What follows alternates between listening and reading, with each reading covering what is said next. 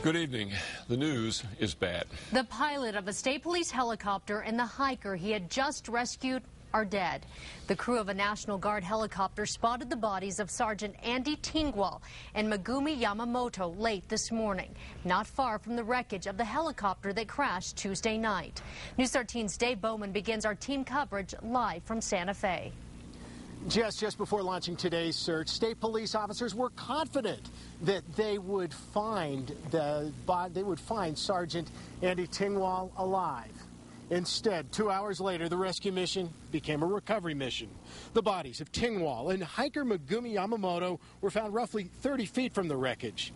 Another state police officer, Wesley Cox, was aboard. He survived, and Cox tells investigators he checked on Yamamoto after the crash, and she was dead.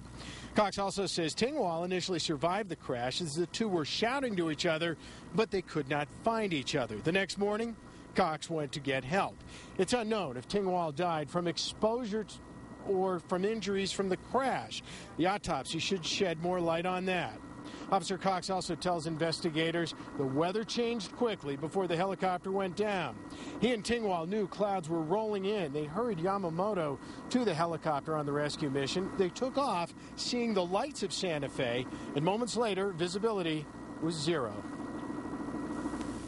They immediately got sucked in by the clouds, and that's when he lost all visual reference. He was flying on instruments only and on his training, what he needed to do, and he needed to gain altitude. After that, police believe the helicopter's tail rotor struck a tree, and that triggered the crash into the side of the ravine. For the past 2 days, rescuers were fighting fatigue. They were ready to go at it as long as it took to find their colleagues, and the hopes were dashed early this morning. Back to you. Okay, Dave, we also learned today that Sergeant Tingwall's wife, Leanne, who is a state police dispatch supervisor, took the call from her husband that said the helicopter he was flying was going down.